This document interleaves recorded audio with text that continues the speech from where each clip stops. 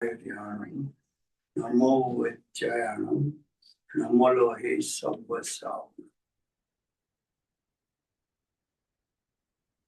मंगलम भगवान वीरो मंगलम गौतमो गणपति मंगलम कुंद कुंदार्यो जैन धर्मोस्तु मंगलम ओंकार बिंदु संयुक्तम नित्यं जयन्ति योगिनः कामदं मोक्षदं चैव ओंकाराय नमो नमः अहोपकार जिनवर्णो कुंदनो ध्वनि दिव्यनो जेन कुंद ध्वनियाप्या अहो आ गुरु काननो ज्ञान ध्यान अमया दर्श रहो ओ शिव पद तक तुझ संग माता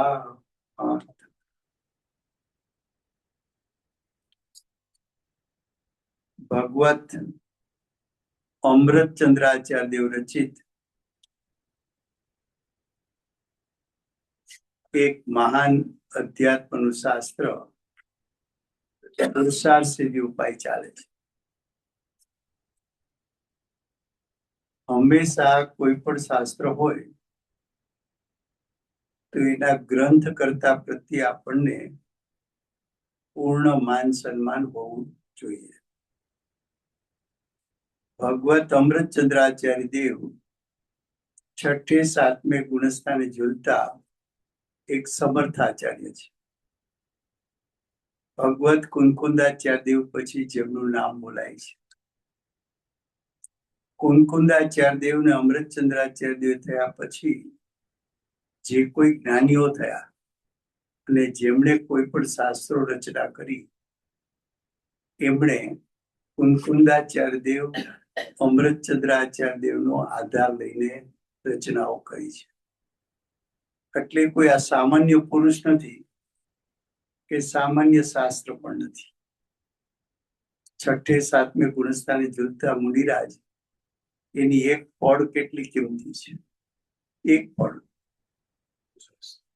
છતાં આપણા ઉપર કરુણા કરી વિકલ્પમાં આવી શાસ્ત્ર રચના કરી। હવે આપણે આવ્યા છીએ પેલી ગાથા ઉપર, પેજ નંબર 2 છે। લગભગ એમના હેડિંગ માંથી જ આખું શાસ્ત્ર ખુલી જાય છે। ગઈકાલે આપણે કેટલી વાત કરી હતી એ હું 5 મિનિટમાં કહી અને પછી આ પેલી ગાથા ખોલવાનું છે। ગઈકાલે આપણે એમ કહું હતું કે શાસ્ત્રનું નામ શું હતું?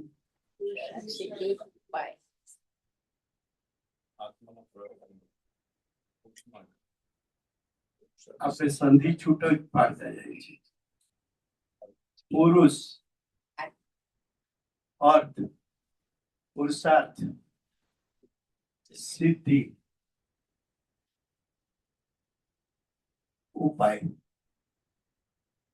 आटला शब्दमां आखुं शास्त्र छे। पुरुषनो अर्थ छे आत्मा,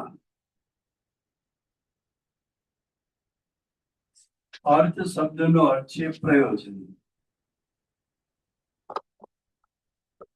सिद्धिनो अर्थ छे प्राप्त करो, प्राप्ति, एनो उपाय। आत्माનું प्रयोजन શેની પ્રાપ્તિ કરવી છે? તો કે સિદ્ધ દશા અથવા મોક્ષ અથવા મોક્ષ। હવે જો મોક્ષ પ્રાપ્ત કરવો હોય તો એનો ઉપાય શું છે? તો કે મોક્ષ માર્ગ પ્રગટ કર। શું પ્રગટ કર? મોક્ષ માર્ગ. મોક્ષ માર્ગ. શું કામ? તો કે મોક્ષ માર્ગનું ફળ શું આવશે? તો કે મોક્ષની પ્રાપ્તિ થશે. પેલા આટલું નક્કી કરવું કે આ શાસ્ત્ર આટલું સિદ્ધ કરવું છે, એટલે આપણે ક્યાંય લાઈન બહાર નથી. આત્માએ પ્રયોજનભૂત કાર્ય કરવું છે. શું? તો કે મારે મોક્ષની પ્રાપ્તિ કરવી છે. મોક્ષની પ્રાપ્તિ કરવા શું કરવું પડે? તો કે મોક્ષ માર્ગ પ્રગટાવવો પડે. તો આ શાસ્ત્રમાં મોક્ષ માર્ગનું સ્વરૂપ બતાવવાના છે. કોનું સ્વરૂપ બતાવવાના છે? મોક્ષ માર્ગનું. હવે પ્રશ્ન એ છે કે મોક્ષ માર્ગનું સ્વરૂપ એને કઈ રીતે બતાવવું છે? હવે પ્રશ્ન એ છે કે મોક્ષ માર્ગનું સ્વરૂપ કઈ રીતે બતાવવું છે? ખોલો પેજ નંબર 2, ગાથા પેલી, એનું હેડિંગ છે. એમાં જો પેલો શબ્દ લખ્યો છે હવે. હવે શબ્દ છે ને આપણે આમ નકામ હોય ને એવું વિચારીએ છીએ. કોઈ દી એના પર ધ્યાન જ નથી દેતા. હમણાં ચાલે છે ને સમયસર દરેક ગાથાના હેડિંગમાં આવશે હવે. બરોબર છે? હવે માનો કે પેલી ગાથા છે એ આચાર્ય ભગવંતે કહી કે ધ્રુવ અચલ ને અનુપમ ગતિ પામેલ સર્વે સિદ્ધને. હવે ત્યાં શું લખ્યું છે કે કયું સમયસાર કહીશ? શ્રુત કેવડીએ કહ્યું. કયું? શ્રુત કેવડીએ. જો એના ઉપરથી શું સિદ્ધ થાય છે? કુંકુંદાચાર્ય દેવ મહાવીર ભગવાન પછી 500 વર્ષે થયા, ત્યારે કોઈ શ્રુત કેવડી નહોતા. તો કયા શ્રુત કેવડીને સાંભળીને આ સમયસાર લખ્યું? તો કે મહાવિદ્ય ક્ષેત્રમાં કેવડી અને શ્રુત કેવડી બંનેનો પરિચય કરીને આવ્યા છે, અને ત્યાં શ્રુત કેવડીને સાંભળ્યા છે. એને કહેલું સમયસાર હું કહેવાનો છું. બેન શ્રી એક જગ્યાએ જાતિસ્મરણમાં લખે છે કે મહાવિદ્ય ક્ષેત્રમાં કેવડી અને શ્રુત કેવડીના ટોળા. એ વાત પણ સિદ્ધ થાય છે. એ તો અત્યારે લખ્યું એમને.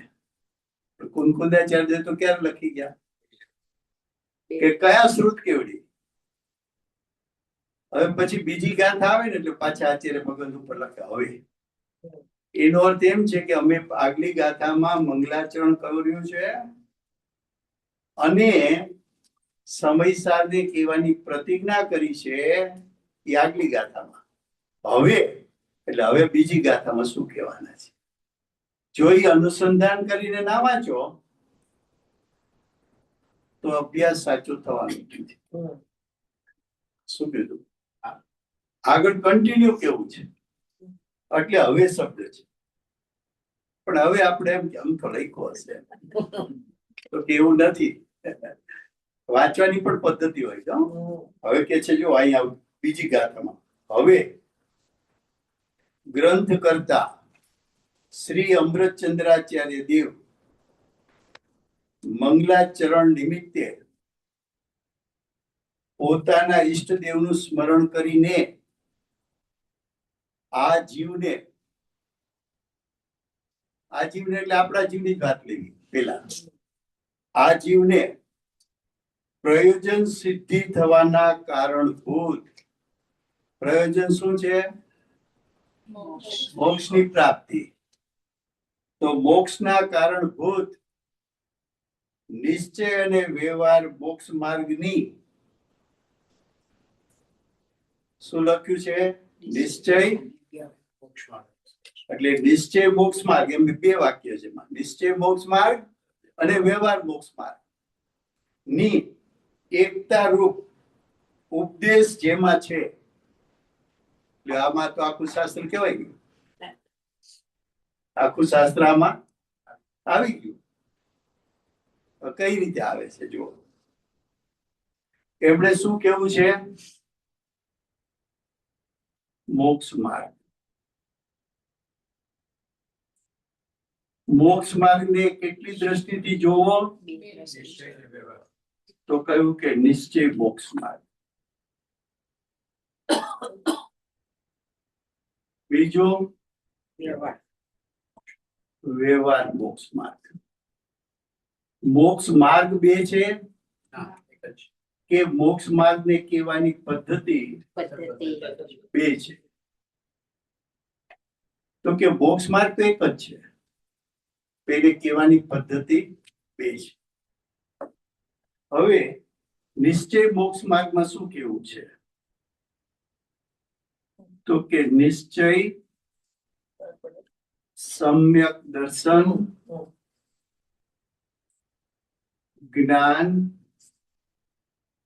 ચારિત્ર ની એકતા. અને વ્યવહાર મોક્ષ માર્ગમાં શું કેવું છે? તો કે વ્યવહાર સમ્યક દર્શન જ્ઞાન ચારિત્ર.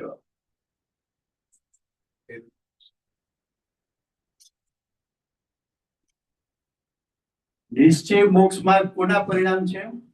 જીવના. વ્યવહાર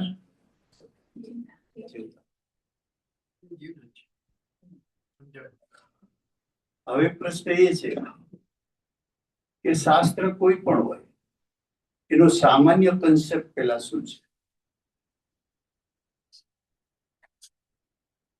તો કે શાસ્ત્ર ગમે તે હોય, નિશ્ચય પૂર્વકનો વ્યવહાર નિરૂપણ કરવાની પદ્ધતિ કેટલી?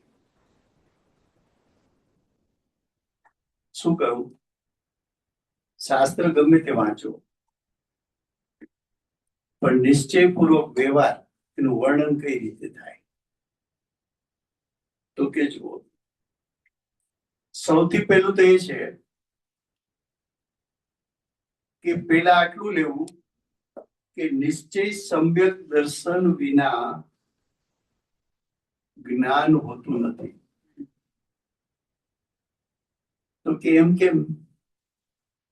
એનું કારણ શું? તો શાસ્ત્રમાં એવો પાઠ છે કે જ્યારે જીવ આત્મ સ્વભાવ ઉપર દ્રષ્ટિ મૂકે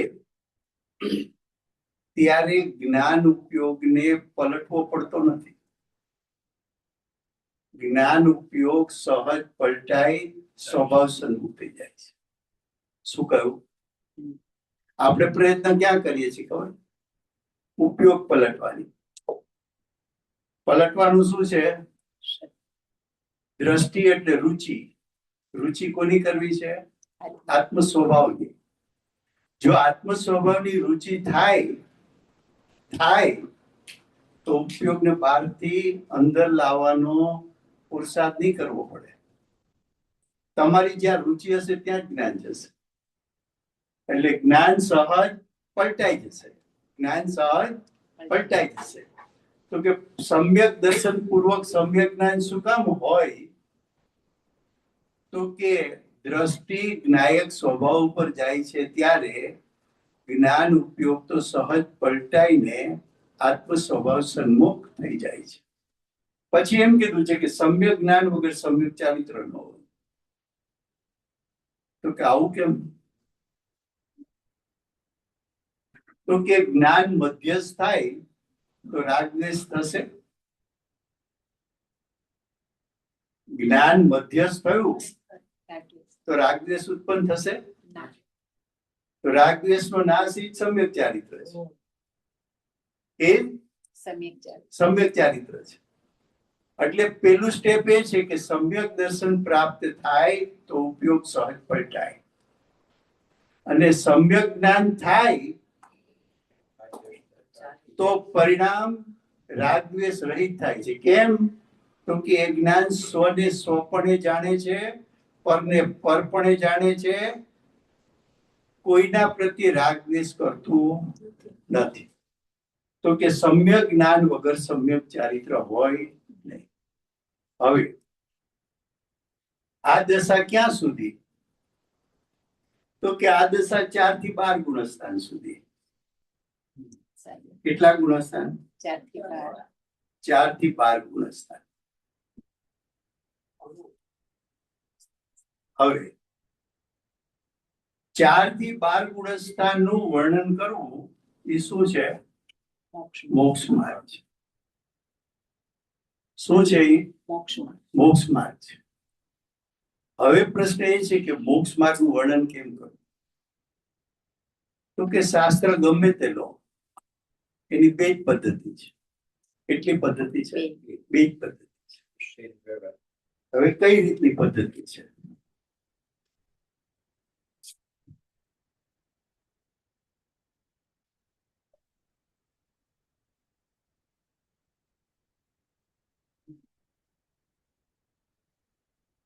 આત્મા છે, મોક્ષ માર્ગમાં છે ત્યાં સુધી દેહ પણ સાથે છે. હવે આત્માના પરિણામ, તો કે આત્માને મોક્ષ માર્ગમાં આંશિક શુદ્ધતા છે કે નથી? તો આંશિક શુદ્ધતા છે. ચોથે, પાંચમે, છઠ્ઠે, સાતમે મુનિરાજ વિકલ્પમાં આવે છે કે આવતા નથી? આવે છે. તો કે વિકલ્પમાં આવે ત્યારે શુભ ભાવ છે.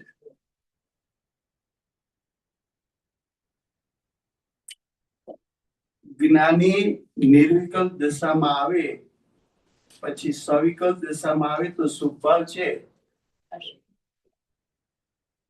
શુભ ભાવ છે એનો અર્થ એમ કે અશુભ નો ત્યાગ છે.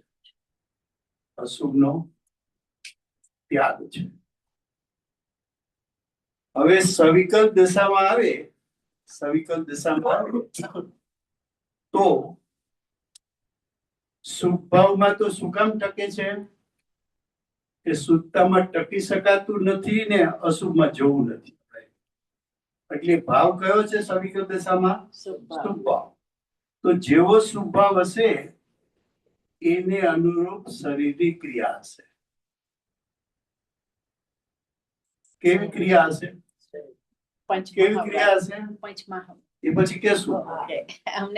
પણ કેવી ક્રિયા હશે? તો કે સવિકલ્પ દશામાં શુભ ભાવ છે તો એને અનુરૂપ શરીરની ક્રિયા હશે. બરાબર છે. હવે અંતરંગમાં જેટલો મોહ ઘટ્યો છે, શુદ્ધતા પ્રગટી તો શું થયું? પેલો દર્શન મોહ ગયો. માનો ચોથું ગુણસ્થાન લો તો અનંત અનુબંધી કસાઈ ગયો. તો દર્શન મોહની સાથે આંશિક ચારિત્ર મોહ ગયો. તો કે અંદરમાંથી જેટલો મોહનો ત્યાગ, તો બાહ્ય ચીજનો ત્યાગ કરવો પડે કે સહજ હોય? તો કે બાહ્ય ત્યાગ.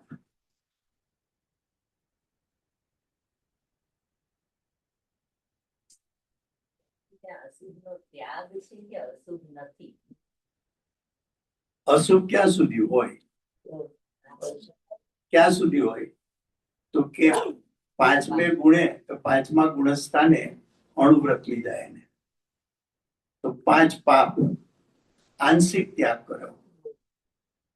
પછી સર્વથા ત્યાગ ક્યારે કરશે? મુનિપણામાં. બરાબર છે. અચ્છા, ખરેખર તો ચોથે ગુણસ્થાને સૌથી મોટા પાપ ક્યાં છોડ્યા? મિથ્યાત્વ. પછી અનંતાનુબંધી. એ પણ કેવા ભાવ છે? અશુભ છે. પછી પાંચમે આવ્યો તો અપ્રત્યાખ્યાન છોડ્યું, એ પણ અશુભ ભાવ છે. મુનિપણામાં પ્રત્યાખ્યાન પણ છોડ્યું, એ પણ અશુભ. યંત્રથી બતાવ્યું. બાહ્યમાં કેવા કેવા પાપ છોડે? કેવા કેવા? 5 પાપમાંથી. બરાબર છે. હમણાં પછી લેશું, બતાવશું. પેલા એક આ ચિત્ર સમજી લો કે મોક્ષ માર્ગમાં જીવ હોય તો એની આ સ્થિતિ હોય. બરાબર છે. આંશિક શુદ્ધતા. હવે આને બોલાય કઈ રીતે એ સાંભળવા જેવું છે. બોલવાનું એ રીતે કે મોક્ષ માર્ગમાં જીવને આંશિક શુદ્ધતા છે. પછી આ કઈ રીતે બોલવું? તો કે આંશિક શુદ્ધતા સાથે કેવો શુભ ભાવ છે. પછી આંશિક શુદ્ધતા શુભ ભાવ પૂર્વક અશુભ નો ત્યાગ કેવો છે. ખ્યાલ આવે છે? આંશિક શુદ્ધતા શુભ ભાવ અશુભના ત્યાગ પૂર્વક શરીરની ક્રિયા કેવી છે. પછી આંશિક શુદ્ધતા શુભ ભાવ અશુભનો ત્યાગ શરીરની ક્રિયા પૂર્વક બાહ્ય ત્યાગ કેવો છે. ચોથા ગુણ સ્થાનકે અશુભ ક્રિયા તો કરે જ ને. કરે ને, પણ કઈ કરે? મિથ્યાત્વ અનંતાનુબંધી કસાય સહિત નહીં કરે. એટલે પાછી પૂછવાનું, જો ધ્યાન રાખજો, ગુરુદેવ છે ને પ્રવચનમાં બે વાત બોલે. ક્યારે કેમ બોલે કે જ્ઞાની રાગ કરતો નથી, અને પછી પાછા કે જ્ઞાની રાગ કરે છે. તો કે ગુરુદેવ આમ બોલે ને ત્યારે આપણે શું વિચારવાનું? તો કે આપણે એમ વિચારવાનું કે ગુરુદેવ એમ કહ્યું જ્ઞાની રાગ કરતો નથી, તો આપણે એમ વિચારવાનું કયો જ્ઞાની કયો રાગ કરતો નથી. સમજાણું? કયો જ્ઞાની કયો રાગ કરતો નથી. પછી ગુરુદેવ કે જ્ઞાની રાગ કરે છે, તો આપણે એમ લેવાનું કે કયો જ્ઞાની કયો રાગ કરે છે. તો કે આવું કેમ? આવું કેમ? તો ગુરુદેવ એમ બોલે છે ને ભૂમિકા અનુસાર. તો કે ભૂમિકા અનુસાર એટલે શું? તો કે એક જ્ઞાની ચોથા ગુણસ્થાને છે, એક જ્ઞાની પાંચમા ગુણસ્થાને છે, એક જ્ઞાની છઠ્ઠે સાતમે ઝૂલે છે, એક જ્ઞાની એ શ્રેણી આરોહણ કર્યું છે. તો બધાની ભૂમિકા અલગ અલગ છે. હવે ભૂમિકા પ્રમાણે અહીંયા વર્ણન કરવાનું. અહીંયા શેના પ્રમાણે વર્ણન કરવાનું એ પછી આપણે ખોલતા જાય છે. પેલા બેઝિક કન્સેપ્ટ શું છે? તો કે બેઝિક આ બધું સાથે હોય જ્ઞાનીને. શું કીધું? બધું છે એક સાથે. કારણ કે મોક્ષ માર્ગ નિશ્ચયપૂર્વક વ્યવહાર સાથે છે કે જુદો જુદો છે? સાથે. તો કે સાથે છે. બરાબર છે. હવે અત્યાર સુધી અજ્ઞાન દશામાં જ્યારે આપણે ગુરુદેવનો ક્યારેક પરિચય નહોતો ત્યારે શું કર્યું હતું? તો કે સુત્તાની તો કોઈ દી વાત જ સાંભળી નહોતી. સુત્તાની તો એટલે આપણે શું કર્યું કે શુભ ભાવ કેવા છે, અશુભનો ત્યાગ કેવો છે, શરીરની ક્રિયા કેવી છે, બાહ્ય ત્યાગ કેવો છે.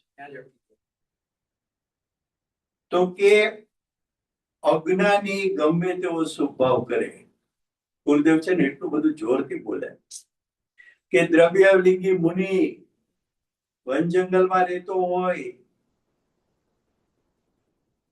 અતિચારનો દોષ ન હોય, શેનો અતિચારનો દોષ ન હોય, એવા શુભ ભાવ કરે, એવા શુભ ભાવ છતાં એને સંસાર કેટલો? તો કે અનંત. કેટલો? કેમ? આના સિવાય બધું છે. આંશિક શુદ્ધતા સિવાય બધું છે એની પાસે. માટે આ બધું તો કે વરરાજાની જાન છે એમાં મુહૂર્ત થઈ ગયું હતું, લગ્ન આવી ગયું હતું, એમ સમય થઈ ગયો હતો, ઝડપથી ગયા, પણ વરરાજાને લઈ જતા ભૂલી ગયા. તો કે વરરાજા વગરની જાન જાન કહેવાય કે ન કહેવાય? પેલો પછી એનું સ્વાગત થાય કે ન થાય? એને મેવા મીઠા પીરસાય કે ન પીરસાય? એના ગીતો ગવાય કે ન ગવાય? એના પટાણા ગવાય કે ન ગવાય? તો કે કઈ ન થાય. એમ જો આ વરરાજા છે, આંશિક શુદ્ધતા છે, એની સાથેનો શુભ ભાવ છે એટલે મહિમા કરાણો. પણ એની મર્યાદા છે. મર્યાદા શું છે? કન્યા કોને વરાવશે? વરરાજાને. જાને આને નહીં, બરાબર છે. તેમાં આ બધાની મર્યાદા છે. કેટલી મર્યાદા છે? ભૂમિકા અનુસાર. તો કે આખો મોક્ષ માર્ગ આ શાસ્ત્રમાં બતાવો છે. એમાં આંશિક શુદ્ધતાનું વર્ણન એટલે નિશ્ચય મોક્ષ માર્ગનું વર્ણન. નિશ્ચય મોક્ષ માર્ગનું વર્ણન એટલે નિશ્ચય સમ્યક દર્શન, નિશ્ચય સમ્યક જ્ઞાન, નિશ્ચય સમ્યક ચારિત્રનું વર્ણન. ક્યારથી? તો કે 4 થી 12 ગુણસ્થા છે. ક્યારથી? હવે ચોથા ગુણસ્થાને શુદ્ધતા કેટલી? 5મે કેટલી? મુનિપણામાં કેટલી? અને શ્રેણી આરોહણમાં કેટલી? હવે જો અહીંયા શુદ્ધતામાં તફાવત થતો જશે, એમાં બધું ફરતું જશે. એટલે મુખ્ય તો કોણ છે? આંશિક શુદ્ધતા. શુદ્ધતા. શુદ્ધતા. મુખ્ય તો કોણ છે? શુદ્ધતા. હવે એ શુદ્ધતા સાથે શુભભાવ કેવો હોય એનું વર્ણન થાય. તો કે એનું વર્ણન શું કામ કર્યું? તો કે મોક્ષ માર્ગ જેવો છે તેવું જ વર્ણન થાય. જેવો છે તેવો. તો કે ચોથા ગુણ સ્થાને આંશિક શુદ્ધતા છે, એને અનુરૂપ શુભભાવ કેવો છે? એને અનુરૂપ અશુભનો ત્યાગ કેવો છે? એને અનુરૂપ શરીરની ક્રિયા કેવી છે? અને એને અનુરૂપ બાહ્ય ત્યાગ કેવો છે? બરાબર છે. શું કામ? કે અહીં આંશિક શુદ્ધતા એટલે શું છે? કે દર્શન મોહ અને ચારિત્ર મોહનું ઘટવું. તો કે ત્યાં બાહ્ય ત્યાગથી વજન છે કે અંદરમાંથી તને કેટલો મોહ છૂટ્યો છે એના ઉપરથી વજન છે. વર્ણન ક્યાંથી કરવું છે? અંદરથી. બરાબર છે. હવે આ આંશિક શુદ્ધતા, શુભ ભાવ, અશુભનો ત્યાગ, શરીરની ક્રિયા અને બાહ્ય ત્યાગ. તો કે નિયમ એ બતાવ્યો કે નિયમ પૂર્વકનું આચરણ ક્યારથી શરૂ થાય? તો કે નિયમ પૂર્વકનું આચરણ 5મા ગુણસ્થાનથી શરૂ થાય. ક્યારથી થાય? માટે ચારિત્ર દશામાં શ્રાવકનું ચારિત્ર અને મુનિના ચારિત્રનું વર્ણન કર્યું. અને મુનિના ચારિત્રમાં 6ઠે 7મે ગુણસ્થાને ઝૂલતા મુનિનું ચારિત્ર અને શ્રેણી આરોહણ કરનારનું ચારિત્ર, એવું વર્ણન કર્યું. ખ્યાલ આવે છે? હવે એ વર્ણન આ આખા માળખામાં આખું શાસ્ત્ર સમાઈ જશે. તો કે પેલા એક આ કોન્સેપ્ટ છે કે શુદ્ધતા સાથે શુભભાવ કેવો છે? શુદ્ધતા શુભભાવ પૂર્વક અશુભનો ત્યાગ કેવો છે? શુદ્ધતા શુભભાવ અશુભના ત્યાગ પૂર્વક શરીરની ક્રિયા કેવી છે? શુદ્ધતા શુભભાવ અશુભનો ત્યાગ શરીરની ક્રિયા પૂર્વક બાહ્ય ત્યાગ કેવો છે? એક આવું વર્ણન કરવું એને નિશ્ચય અને વ્યવહાર મોક્ષ માર્ગ કેવો છે? એમાં નિશ્ચય કોને કહેશે? તો કે શુદ્ધતા છે, નિશ્ચય છે. બાકી બધું, તો કે બાકી બધું વ્યવહાર છે. બાકી બધું વ્યવહાર છે. પેલું એક કન્સેપ્ટ. હવે બીજો કન્સેપ્ટ.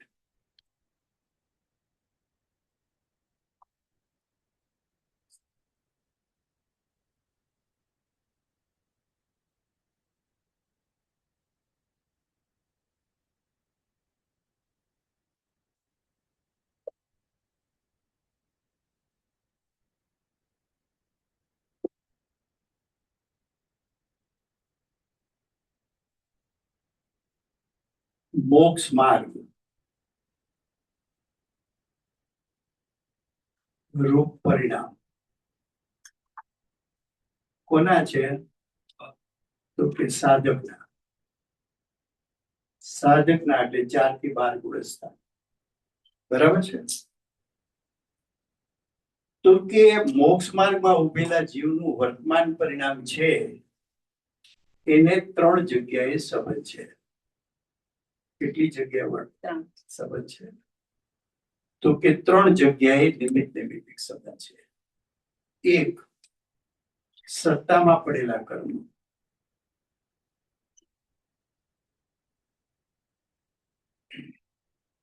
બીજું, ઉદયમાં આવતા કર્મ.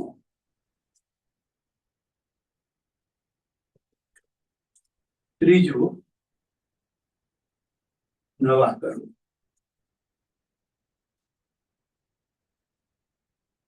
મોક્ષ માર્ગનું પરિણામ એક સાથે કેટલી જગ્યાએ સંબંધ? 3 જગ્યાએ. કેટલી જગ્યાએ? તો કે આ મોક્ષ માર્ગ ના પરિણામ અને સત્તામાં પડેલા કર્મો, કયો સંબંધ છે? નિમિત્ત નૈમિત્તિક. પછી મોક્ષ માર્ગ રૂપના પરિણામ અને ઉદયમાં આવતા કર્મ, કયો સંબંધ? તો કે નિમિત્ત નૈમિત્તિક.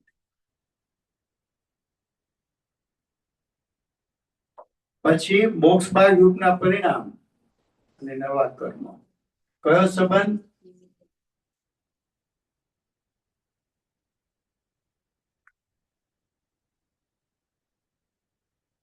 હવે જેમ જેમ જીવ પરિણામમાં શુદ્ધતા વધશે એમ સત્તામાં પડેલા કર્મ સર્વઘાતીમાંથી દેશઘાતી થાય. સત્તામાં પડેલા કર્મ સ્થિતિ અનુભાગ ઘટે. તો કે આ બધી પ્રક્રિયાઓ જીવની વર્તમાન શુદ્ધતા અને સત્તામાં પડેલા કર્મ સાથે સંબંધ ધરાવે છે. હવે સત્તામાં પડેલા કર્મો જો સર્વઘાતીમાંથી દેશઘાતી થાય એટલે સ્થિતિ અનુભાગ ઘટે તો ઉદયમાં આવનારા કર્મોનું જોર પણ ઘટે છે અને નવા બંધાતા કર્મ પણ ઓછી સ્થિતિ અનુભાગના બંધાય છે. આ સામાન્ય નિરૂપણ, બરાબર છે? આ કન્સેપ્ટ બહાર નથી જવાનું. હવે જીવની શુદ્ધતાનું વર્ણન કરવું એ નિશ્ચય મોક્ષ માર્ગ છે. એની સાપેક્ષ આ બધા કર્મોનું વર્ણન કરવું એ વ્યવહાર મોક્ષ માર્ગ છે. તો કે આ બધાનું વર્ણન કેમ કર્યું? તો કે આ બધાનું વર્ણન એટલા માટે કર્યું, જો 14 ગુણસ્થાનું વર્ણન છે, કર્મ સાપેક્ષ છે કે એ વ્યવહાર મોક્ષ માર્ગ છે. કયો છે? તો કે આ કર્મનું શું કામ વર્ણન કર્યું? તો કે જીવના પરિણામ સાથે નિમિત્ત નૈમિત્તિક સંબંધ છે, કર્મો રૂપી છે, ભૌતિક જ્ઞાનનો વિષય છે. મુનિઓ આનું વર્ણન કરી શકે છે. તો મુનિઓએ શું બતાવ્યું કે આ કર્મોની જે સ્થિતિ અનુભાગો ફરે છે એના ઉપરથી જીવના વર્તમાન પરિણામ કેવા છે બતાવવું છે. કર્મોનું નથી બતાવવું. બતાવે છે તો જીવના પરિણામ બતાવે છે. ખ્યાલ આવે છે? તો કે 2 પ્રકારનું વર્ણન હોય. આ 2 સિવાય બીજું વર્ણન ના આવે. કોઈ પણ શાસ્ત્ર લો, પેલા 2 કન્સેપ્ટ પકડી લો, બરાબર છે? હવે આ શાસ્ત્રએ વર્ણન કરવું છે. કયું વર્ણન કરવું છે? તો કે નિશ્ચય મોક્ષ માર્ગ સાથે વ્યવહાર મોક્ષ માર્ગ કેવો છે, બરાબર છે? એમાં વર્ણન મુખ્યપણે કરવાના છે આગલું આ વર્ણન. પણ કર્ણાનુયોગના શાસ્ત્રો હોય તો કયું વર્ણન કરે? આ વર્ણન.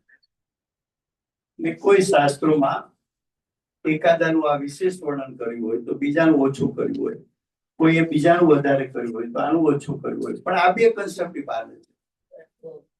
બરાબર છે? એટલે હવે એક આમાં છે કે ભૂમિકા અનુસાર મોક્ષ માર્ગ. કોના અનુસાર? ભૂમિકા અનુસાર.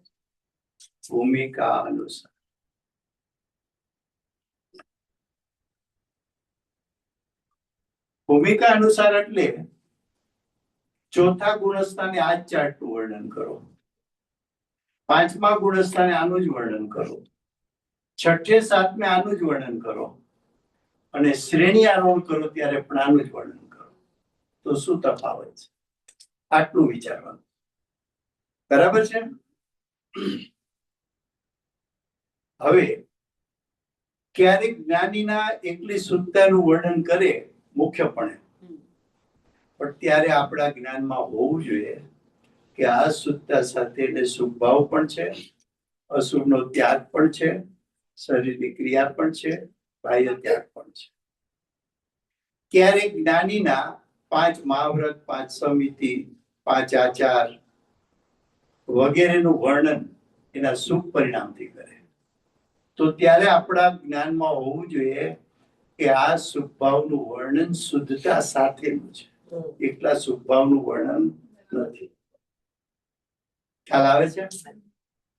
હવે માનો કે આંશિક શુદ્ધતા ચોથા ગુણસ્થાને, એના કરતા વિશેષ શુદ્ધતા 5મે, એનાથી વિશેષ શુદ્ધતા 6ઠી 7મી, એનાથી વિશેષ શુદ્ધતા શ્રેણી આરોહી. હવે અહીંયા શુદ્ધતા વધતી ગઈ એટલે આ શુભ ભાવ ને અશુભનો ત્યાગ ઘટતો ગયો, એટલે ઘટતો ગયો.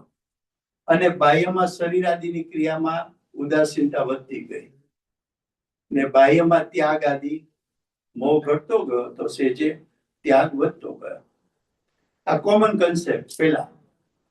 પછી કયા ગુણસ્થાને શું થાય છે પછી, પણ કન્સેપ્ટ જ આપણી પાસે ન હોય તો તમને પકડાશે નહીં. કન્સેપ્ટ કાઢતા 50 કલાક લાગે છે, એમણે નથી નીકળતું. બરાબર છે કે કઈ વાત સમજાવી છે, તો કે આ શાસ્ત્ર મોક્ષ માર્ગ સમજાવો છે. મોક્ષ માર્ગનો વિષય કેટલો, તો કે એને સંક્ષિપ્ત કરતા જાવ તો છેલ્લે આ 2 ચાર્ટ આવશે. છેલ્લે હવે 2 ચાર્ટ ને પકડી રાખો. બરાબર છે? હવે તમારે એ જોવાનું કે અત્યારે મોક્ષ માર્ગમાં વાત સમ્યક દ્રષ્ટિ ચાલે છે, તો અહીંયા શું આવશે કે સમ્યક દર્શન સાથે સ્વરૂપાચરણ ચારિત્ર પ્રગટ છે. બરાબર છે? હવે શુભભાવ કેવો છે, તો કે મિથ્યાત્વ એક કસાઈથી રહિત છે. બરાબર છે? અશુભનો ત્યાગ કેવો છે, તો કે સૌથી મોટું અશુભ મિથ્યાત્વ અનંતાનુબંધી કસાઈ છોડ્યા છે. શરીરની ક્રિયા, તો કે જેનું જ્ઞાન, જેની દ્રષ્ટિ દરેક સમયે જીવ અને શરીર ભિન્ન છે એવું એને શ્રદ્ધાન પણ વર્તે છે, અને જીવ અને શરીર ભિન્ન છે એવું જ્ઞાન પણ વર્તે છે. એટલે શરીર પ્રત્યેની બધી ક્રિયામાં ઉદાસીનતા છે. શું છે? ઉદાસીનતા છે. બાહ્ય ત્યાગ, તો જેને સ્વમાં ઊંપણું પડ્યું છે એને અભિપ્રાયથી જ વિશ્વના તમામ પદાર્થનો ત્યાગ વર્તે છે, અભિપ્રાયથી. બરાબર છે? એ સમ્યક દ્રષ્ટિની વાત થઈ, સામાન્ય. પછી એની ડેપ્થ તો છે એ પછીની વાત કરશું. ચારિત્રમોનો ઉદય હોય ચોથે ગુણસ્થાને, હોય ને? ઓછો થઈ ગયો એટલે અનંતાનુબંધીનો ના હોય. એટલે મેં એમ કહ્યું હતું કે જ્યારે જ્ઞાનીની વાત આવે અને ગુરુદેવ એમ કે જ્ઞાની રાગ કરે છે, ત્યારે આપણે આપણી જાતને પ્રશ્ન કરવાનો કે કયો જ્ઞાની કયો રાગ કરે છે. તો કે ચોથા ગુણસ્થાન વાળો જ્ઞાની કયો રાગ કરે છે, તો કે 3 કસાઈનો. 5મા ગુણસ્થાન વાળો 2 કસાઈ, 6ઠે 7મે વાળો 1નો. બરાબર છે? હવે અહીંયા ચોથાની વાત કરી, હવે અહીં 5મે આવો, તો કે એને 2 કસાઈ, મિથ્યાત્વ સહિત 2 કસાઈનો નાશ કર્યો છે. એટલે સમ્યક દર્શન સાથે દેશ ચારિત્ર છે. કયું ચારિત્ર છે? દેશ ચારિત્ર છે. શુદ્ધિની વૃદ્ધિ થઈ છે. તો હવે શુભભાવ પણ પેલા 3 કસાઈ પૂર્વકનો હતો, હવે 2 કસાઈ પૂર્વક. હવે તો કે મિથ્યાત્વ 2 કસાઈ તો ગયા છે, એ ઉપરાંત 12ના 5 પ્રકારના પાપ એને આંશિક છોડ્યા છે.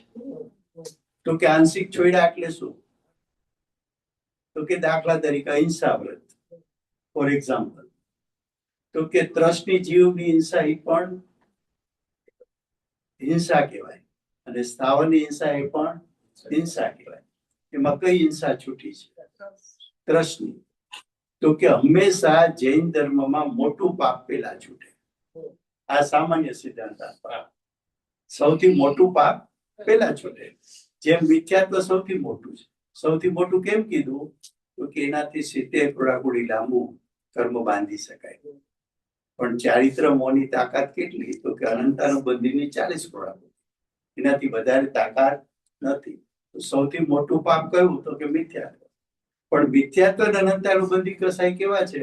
તો કે જુગલ જોડી છે. રિયે સાથે જાય સાથે.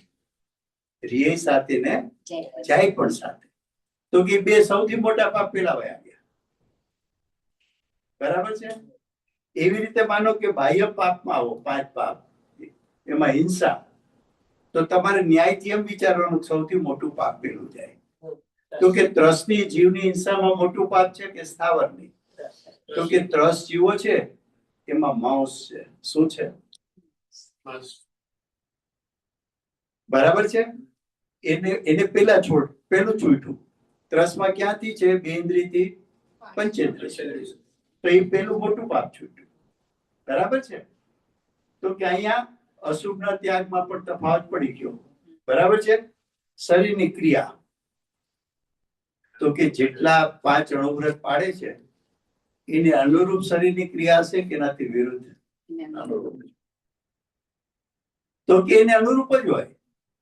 કેમ?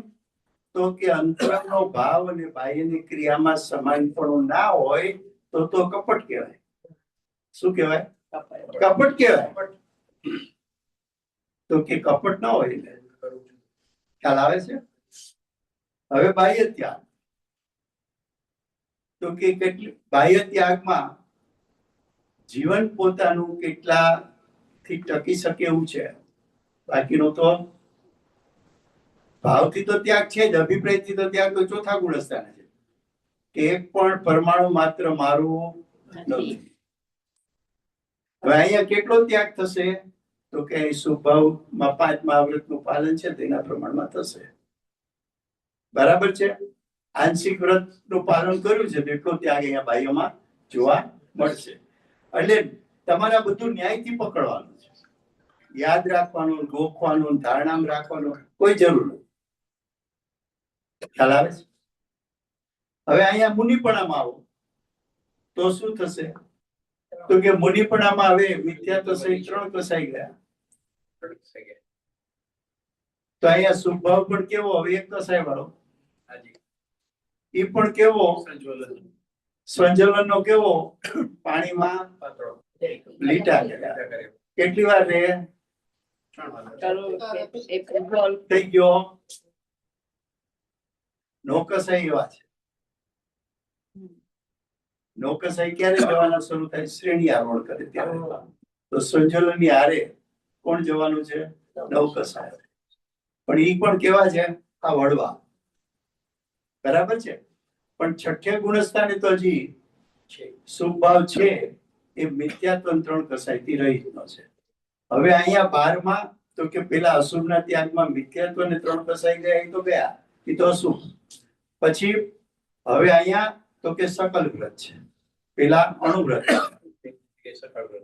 મુનિ પણ આવ્યું તો એટલે મહાવ્રત આવ્યા. તો હવે ત્રસ અને સ્થાવર માનો કે એક જ દ્રષ્ટાંત લો, હિંસા વાળો, તો બંને છૂટ્યું. બંને છૂટી ગયા. શરીરની ક્રિયા તો કે 28 મૂળ ગુણમાં શરીરની ક્રિયાઓ જેટલી બતાવી છે 7 પ્રકારે. બરાબર છે?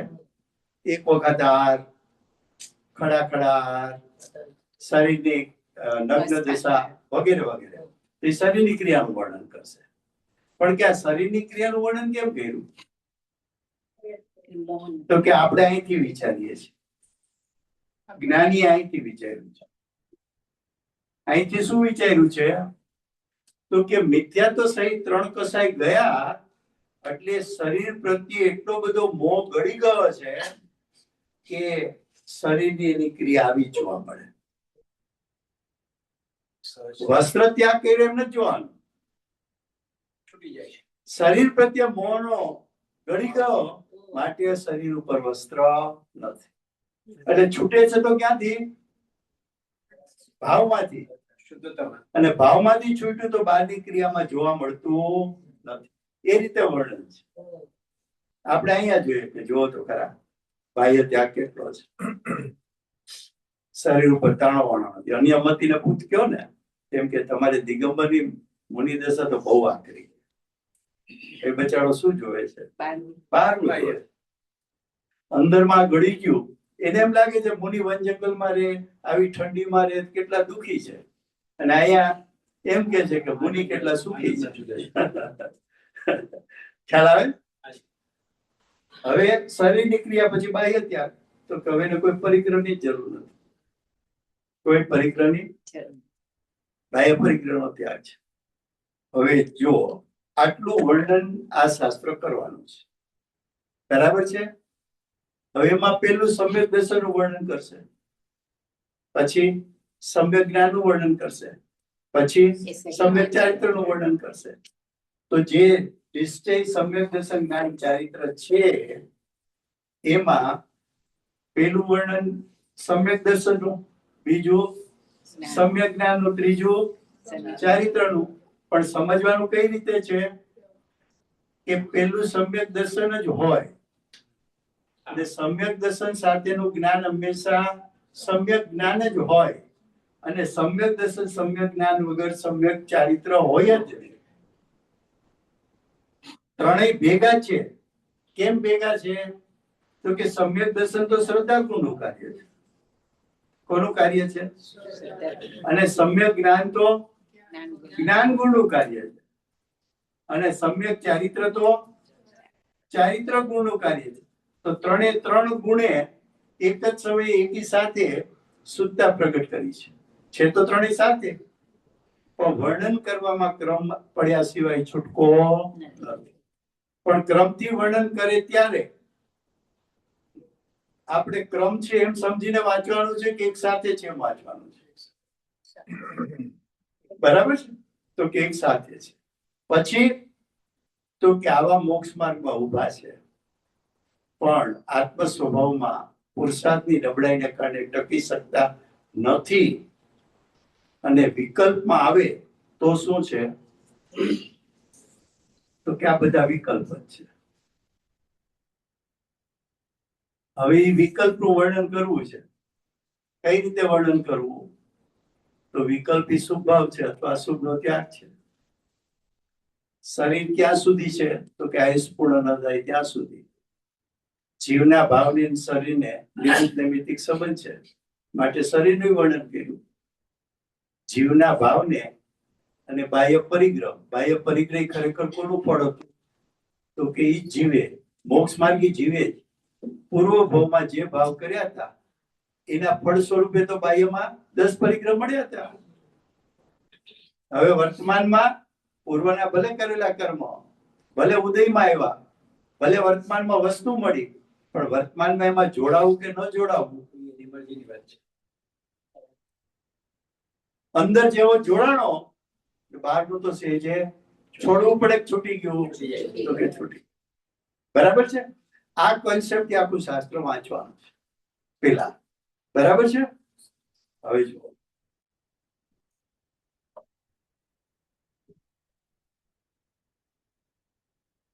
સમય થાય એટલે પાછું કેજો. હવે જુઓ, આપણે હેડિંગ વાંચીએ છીએ. પેજ નંબર 2, ગાથા નંબર 1. હવે ગ્રંથ કરતા અમૃતચંદ્રાચાર્ય દેવ મંગલાચરણ નિમિત્તે પોતાના ઈષ્ટ દેવનું સ્મરણ કરીને દરેક જ્ઞાની શાસ્ત્ર રચના કરે ત્યારે પેલા મંગલાચરણ અવશ્યપણે કરે છે. અને આપણે કાલે કહ્યું હતું કે મંગલાચરણ કરવાથી જ કસાયો શાંત પડે છે અને જેના કસાયો શાંત પડે છે એ જ વિતરાગ શાસ્ત્રોની રચના કરી શકે છે. અને ઉદ્દેશ બીજો પણ છે કે આ શાસ્ત્ર અમારું નિર્વિઘ્ને રચવાનું શરૂ કરીએ છીએ, પૂર્ણ થાવ એવી ભાવના છે. મંગલાચરણથી શું થાય છે? તો કે શુભ અશુભ બે ભાવ પડે છે અને શુદ્ધતાની પ્રગટતા થાય છે. હવે કે છે આ જીવનું પ્રયોજન. આ પેલો કહેતો તો પ્રયોજન એટલે શું? એને પ્રાપ્ત કરવું છે. તો કે આ જીવને સુખની પ્રાપ્તિ કરવી છે. તો કે પરિપૂર્ણ સુખ ક્યાં છે? તો કે મોક્ષની. તો જીવનું પ્રયોજન મોક્ષની પ્રાપ્તિ છે. શું છે? મોક્ષની પ્રાપ્તિ. તો આ શાસ્ત્રની રચના શેના માટે છે? તો કે મોક્ષની પ્રાપ્તિ માટે. પણ કે છે કે મોક્ષનું કારણ શું? તો શું લખે છે? આ જીવનું પ્રયોજન સિદ્ધ થવાના કારણભૂત તારું પ્રયોજન અને મોક્ષ દશા પ્રાપ્ત થાય એનું કારણ કોણ? તો કે નિશ્ચય અને વ્યવહાર મોક્ષ માર્ગની એકતા રૂપ ઉપદેશ. મોક્ષ માર્ગનો ઉપદેશ કેમ આપ્યો? તો કે મોક્ષ માર્ગ પ્રાપ્ત થશે તો એનું ફળ તને મોક્ષ આવશે. તો મોક્ષ માર્ગનું સ્વરૂપ અમે તને સમજાવ્યા. તો આ ગ્રંથ શેના માટે રચાયો છે? તો કે મોક્ષ માર્ગનું સ્વરૂપ બતાવવા અને એનું ફળ મોક્ષની પ્રાપ્તિ કરાવવા. એવા ગ્રંથનો પ્રારંભ કરે છે. હવે એનો અન્વયાર્થ વાંચીએ છીએ. જેમાં દર્પણની સપાટીની પેઠે, જેમાં શબ્દ છે એનો અર્થ છે કેવળ જ્ઞાનમાં. દ્રષ્ટાંત કોનો લીધો કેવળ જ્ઞાન માટે? દર્પણ. દર્પણની સપાટીની પેઠે બધા પદાર્થોનો સમૂહ અતીત એટલે ભૂતકાળ, અનાગત એટલે ભવિષ્યકાળ અને વર્તમાન કાળના સમસ્ત એટલે સમસ્ત અનંત પર્યાયો સહિત એટલે ભૂતકાળના પર્યાયો અનંત આ ગયા. વર્તમાનનું એક એટલે ભૂતકાળ જેટલો ગયો એના કરતા અનંત ગણો ભવિષ્યકાળ એ આવશે. એ અનંત પર્યાયો સહિત પ્રતિબિંબિત થાય છે. પ્રતિબિંબિત કેમ થાય છે? બે કારણ છે. એક બાજુ જ્ઞાનની નિર્મળતા અને બીજી બાજુ જ્ઞેયોમાં પણ પોતાનું સ્વરૂપ જ્ઞાનને અર્પણ કરવું એવું એનો સ્વભાવ. પરિવાર હમણાં એક ચર્ચા ચાલતી એ ક્રમબદ્ધ પર્યાય છે. એ ક્રમબદ્ધ પર્યાય કેવળ જ્ઞાનથી સિદ્ધ થાય. શેનાથી સિદ્ધ થાય? એટલે જ્ઞાનથી સિદ્ધ થાય. મેં કીધું જ્ઞેયત્વથી પણ સિદ્ધ થાય. ધ્યાનથી સાંભળજો. કોઈ પણ ગુણ છે એ સ્વભાવ છે કે નથી? કોઈ પણ ગુણ સ્વભાવ છે કે નથી? સ્વભાવ છે. સ્વભાવ હંમેશા શુદ્ધ હોય કે અશુદ્ધ? સ્વભાવ હંમેશા પરિપૂર્ણ હોય કે અપૂર્ણ? સ્વભાવ હંમેશા સાપેક્ષ હોય કે નિરપેક્ષ? સ્વભાવ હંમેશા ક્ષણિક હોય કે ત્રિકાળ? આ બધા ગુણને લાગુ પડે. બરાબર છે. હવે જ્ઞાન ગુણ છે એ પણ સ્વભાવ છે, એ પણ શુદ્ધ છે. એનામાં પણ પરિપૂર્ણ શક્તિરૂપ સામર્થ્ય છે, એ પણ નિરપેક્ષ છે. હવે કેવળ જ્ઞાન શું છે? તો કે પર્યાય. પર્યાય શું છે? તો કે સ્વભાવમાં રહેલું શક્તિરૂપ સામર્થ એની વ્યક્તતા એ પર્યાય છે. પર્યાય શું? સરસ. પર્યાય શું છે? શક્તિરૂપ સામર્થ પડ્યું છે એની એક સમયની અવસ્થા. 5 horse power ની મોટર હોય, કોઈ 1 horse power કામ લે, કોઈ 2 horse power, તો કેટલું વ્યક્ત થયું? બરાબર છે. એમ કેવળ જ્ઞાન શું છે? એક અવસ્થા. તો કે જ્ઞાન ગુણનું પરિપૂર્ણ શક્તિરૂપ સામર્થ એની વ્યક્તતા. તો કે કેટલું જાણે?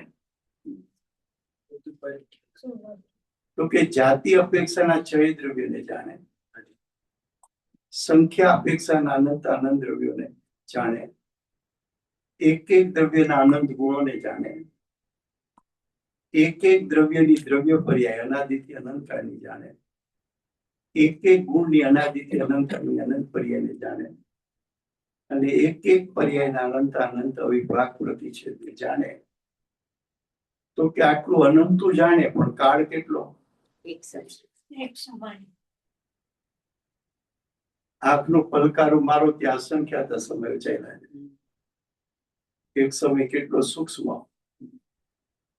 એક સમયમાં જ્ઞાનનું પરિપૂર્ણ શક્તિરૂપ સામર્થ્ય વ્યક્ત થયું, કેવળ જ્ઞાન, અને એનો સ્વભાવ જાણવાનો જ્ઞાનનો. તો કેટલું જાણી લે? તો કે આ તો તમે જ્ઞાન તરફથી વાત કરી. તો કે એના ઉપરથી નક્કી થાય કે જ્ઞાન ભૂતકાળની પર્યાયો જાણે, વર્તમાન જાણે અને ભવિષ્યની જાણે. તો ભવિષ્યની કેવી રીતે જાણી શકે? નિશ્ચિત હોય તો કે અનિશ્ચિત હોય તો? નિશ્ચિત હોય તો. અને નિશ્ચિત છે એમ જાણે છે કે અનિશ્ચિત છે એમ જાણે? નિશ્ચિત છે એમ જાણે છે. તો કે જ્ઞાન ઉપરથી, કેવળ જ્ઞાન ઉપરથી તો નક્કી થાય કે વિશ્વના દરેક પદાર્થોની પર્યાય ક્રમબદ્ધ છે, જે સમયે, જે કાળે, જે અવસરે જે પ્રગટ થવાનું છે થાય.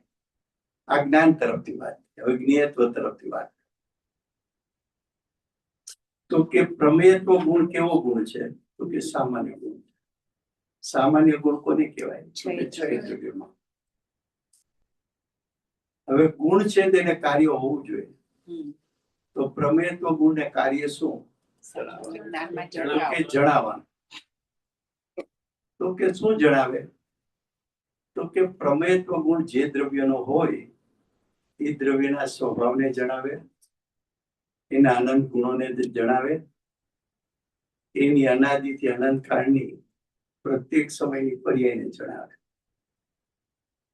હવે જો પ્રમેયત્વ ગુણ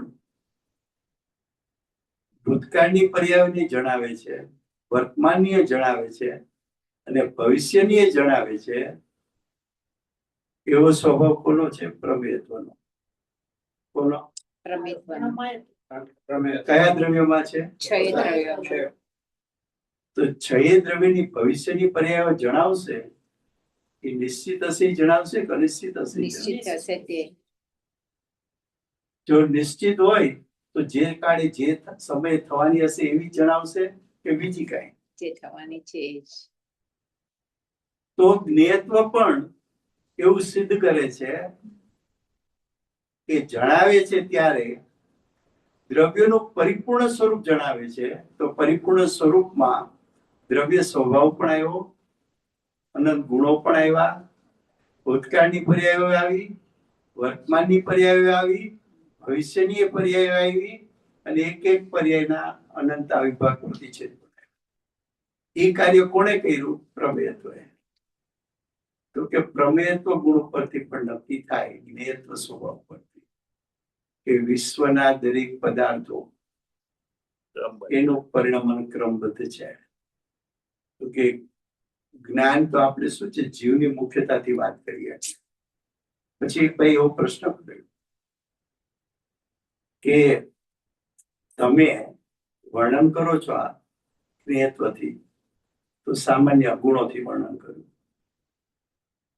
તો કે પેલા અસાધારણ ગુણથી વર્ણન કરવું જોઈએ કે સામાન્ય ગુણથી વર્ણન કરવું? મેં કીધું ભગવત કુંકુંદાચાર્યદેવની જે શૈલી છે ને, એમાં છ દ્રવ્યને લાગુ પડતા સામાન્ય સિદ્ધાંતથી પેલા વર્ણન થાય છે. જેમ કે પ્રવચન સાર, જ્ઞેય તત્વ, પ્રજ્ઞાપન નો પેલો અધિકાર કયો લીધો? દ્રવ્ય સામાન્ય અધિકાર. પેલું વર્ણન કોનું કર્યું? છ દ્રવ્યને લાગુ પડતા સિદ્ધાંત. અને પછી વર્ણન કર્યું દ્રવ્ય વિશેષ અધિકાર. એ વિશેષ અધિકાર કેવી રીતે ખોલ્યો? તો કે દ્રવ્યમાં સામાન્યપણું હોય તો વિશેષપણું હોવું જોઈએ. તર્ક લંબાયો છે, એમાંથી ખોલ્યું છે. અને જો સામાન્ય અને વિશેષપણું હોય તો વિભાગ કરી શકાય, એમ કરી અને ત્રીજો અધિકાર ખોલ્યો છે, જ્ઞાન જ્ઞેય વિભાગ. બરાબર છે? તો જેમ અહીંયા કે છે કે જેમાં દર્પણની સપાટીની પેઠે બધા પદાર્થોનો સમૂહ, બધા કીધા છે એટલે જાતિ અપેક્ષાના બધા લેવાના, સંખ્યા અપેક્ષાના પણ બધા લેવાના. પદાર્થોનો સમૂહ અતીત એટલે ભૂતકાળની પર્યાયો, અનાગત ભવિષ્યકાળની પર્યાયો અને વર્તમાન કાળની સમસ્ત અનંત પર્યાયો સહિત પ્રતિબિંબિત થાય છે. વિશ્વના 6 દ્રવ્યોમાં પ્રમેયત્વ સ્વભાવ હોવાથી પ્રમેયત્વ સ્વભાવને કારણે વિશ્વનું બધું સ્વરૂપ જેવું છે તેવું એ જ્ઞાનને અર્પણ કરે છે, જણાવે છે. પણ જાણે છે કોણ? ના. શુદ્ધ ચેતના એકલા જ લાગુ પડે એવું છે. જ્ઞાતા-જ્ઞેય સંબંધ કોની વચ્ચે છે? જ્ઞાન અને નહીં. જ્ઞેય વચ્ચે. જ્ઞેય તો શું છે? પ્રમેયપણું છે. પ્રમેયપણું શું છે? તો કે જણાવવો સ્વભાવ છે. તો જ્ઞાતા-જ્ઞેય સંબંધ ત્યાં જ બતાવો છે. હવે કે છે જુઓ, પ્રતિબિંબિત થાય છે. પ્રતિબિંબિત થાય છે એટલે પ્રકાશિત થાય છે એમ કયો, જણાય છે એમ કયો, અને જ્ઞેયત્વ તરફથી કયો તો જણાવે છે એમ કહો, ત્યારે પ્રકાશિત થાય છે. તો બે દ્રવ્યના વર્તમાન પર્યાય વચ્ચે નિમિત્ત નૈમિત્તિક સંબંધ હોય છે. અહીંયા નિમિત્ત નૈમિત્તિક સંબંધમાં જ્ઞાતા-જ્ઞેય સંબંધ લીધો છે. નિમિત્ત નૈમિત્તિક સંબંધના અનેક પ્રકાર છે. એમાં જ્ઞાતા-જ્ઞેય સંબંધ પણ કયો સંબંધ છે? તો કે એ પણ નિમિત્ત નૈમિત્તિક જ સંબંધ છે. હવે કે છે સર્વોત્કૃષ્ટ શુદ્ધ ચેતના સ્વરૂપ પ્રકાશ. ચેતનાનો અર્થ છે જ્ઞાન દર્શન. સર્વોત્કૃષ્ટ શુદ્ધ એટલે કેવળ જ્ઞાન, કેવળ દર્શન. પ્રકાશ જયવંત વર્ગો એટલે વંદન કોને કર્યું? કેવળ જ્ઞાનને. કોને કર્યું? કેવળ જ્ઞાન. કેવળ જ્ઞાનને, કેવળ દર્શનને. હવે ટીકા. તે પરમ જ્યોતિ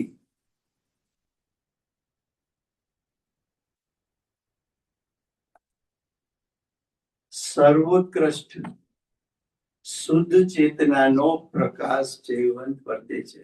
તે કેવો છે? હવે જે અન્વયાર્થમાં કહ્યું હતું એને ટીકામાં ખોલે છે.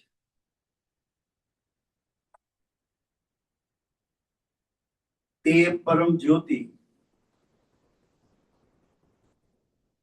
એટલે કે સર્વોત્કૃષ્ટ શુદ્ધ ચેતનાનો પ્રકાશ. ચેતનાનો અર્થ આપણે જ્ઞાન દર્શન કરવાનું છે. શુદ્ધ જ્ઞાન, શુદ્ધ દર્શન નો પ્રકાશ જયવંત વર્તે છે. એટલે ખરેખર કેવળ જ્ઞાન, કેવળ દર્શનને પેલા વંદન કરવું છે. તે કેવો છે? તો કે જે શુદ્ધ ચેતના, શુદ્ધ ચેતના કહેતા શુદ્ધ જ્ઞાન, શુદ્ધ દર્શનનો વ્યાપાર એના પ્રકાશમાં બધા જ જીવાદી પદાર્થોનો સમૂહ. જીવાદી એટલે જીવ, પૂતગલ, ધર્મ, ધર્મ, આકાશ, કાશ, 6 દ્રવ્યો. એનો સમૂહ પ્રતિબિંબિત થાય છે એટલે જણાય છે. કેવી રીતે? તો કે પોતાના સમસ્ત અનંત પર્યાયો સહિત. એક એક દ્રવ્યને પર્યાય કેટલી છે? તો કે દ્રવ્યોમાં શક્તિરૂપ સામર્થ્ય એટલું છે કે અનાદિથી અનંત કાળ પરિણમી શકે ને પ્રત્યેક સમયે નવું નવું પરિણામ ઉત્પન્ન કરી શકે. એટલું શક્તિરૂપ સામર્થ્ય કયા દ્રવ્યોમાં છે? દ્રવ્યની એક વ્યાખ્યા કરી છે, પર્યાયનો પિંડ તે દ્રવ્ય, એવી વ્યાખ્યા. ત્યાં પિંડ શબ્દનો અર્થ શું કરવો? તો કે પિંડ શબ્દનો અર્થ છે દ્રવ્યમાં રહેલું શક્તિરૂપ સામર્થ્ય. તો કે કેટલું છે? તો કે અનાદિથી અનંત કાળ પરિણમે દ્રવ્ય, છતાં એના શક્તિરૂપ સામર્થ્યમાં એક અંશ માત્ર પણ વૃદ્ધિ હાનિ ન થાય એટલું શક્તિરૂપ સામર્થ્ય છે. માટે દરેક દ્રવ્ય ત્રણેય કાળ એટલે કે અનાદિથી અનંત કાળ પ્રતિ સમય નવી નવી પર્યાયને પ્રગટ કરે એટલા શક્તિરૂપ સામર્થ્ય વાળું દ્રવ્ય છે. તો કે છે જીવાદી પદાર્થોનો સમૂહ પ્રતિબિંબિત થાય છે, એટલે કે જણાય છે. કેવી રીતે? તો કે પોતાના સમસ્ત અનંત પર્યાયો સહિત. વ્યક્ત પર્યાય તો એક છે, ભૂતકાળની પર્યાય તો પારણામિક ભાવે છે, ભવિષ્યની પર્યાયો પણ પારણામિક ભાવે છે. પણ જે દ્રવ્યને જાણે છે એમાં પ્રમેય પણ પડ્યું છે. એ કેટલું જણાવી શકે છે? તો કે ભૂતકાળની અનંત પર્યાયને પણ વર્તમાનમાં જણાવી શકે, વર્તમાન પર્યાયને પણ જણાવી શકે, અને ભવિષ્યની પર્યાયોને પણ જણાવી શકે. અને સામે સ્વભાવ કેવો છે? તો કે ભૂત વર્તમાન ભાવિની બધી પર્યાયોને યુગપદ જાણી શકે. યુગપદ જાણી શકે. કેટલા દ્રવ્યોને? તો કે જાતિ અપેક્ષાના 6, સંખ્યા અપેક્ષાએ બધાને જાણી જાય. ત્રણે કાળ. હવે કે છે ભાવાર્થ, શુદ્ધ ચેતના પ્રકાશનો કોઈ એવો મહિમા છે. ચેતના કહેતા જ્ઞાન દર્શન, એકમાત્ર જીવવા છે. હા, એ જે જ્ઞાન દર્શન છે એની વ્યક્તતા, એનો મહિમા કેટલો છે? તો કે તેમાં જેટલા પદાર્થો છે તે બધા જ પોતાના આકાર સહિત. અહીં આકાર શબ્દનો અર્થ શું? તો કે પોતાનું સ્વરૂપ. આકાર શબ્દ વ્યંજન માટે વપરાય છે, એટલે એની વ્યંજન પર્યાય માત્ર જણાય એવું નથી કેવું. 12:30 થયા છે. ઓકે. સમય લેવો હોય. ભાવાર્થ જે છે તે આપણે પછી કાલથી શરૂ કરીશું, જે નેક્સ્ટ સેશન શરૂ કરીશું. સમય તો છે.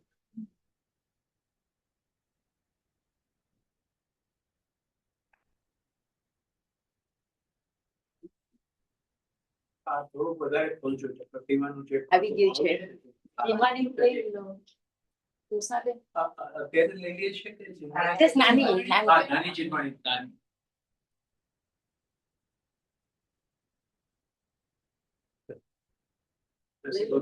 જાવાણી કે જ્ઞાન સે સૂજે લોકાલો, સોવાણી મસ્તકન સદારે દહું. જીનવાણી માત જય હો.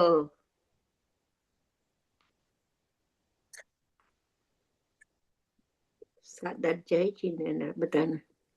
જય જિનેન્દ્ર. જય જિનેન્દ્ર.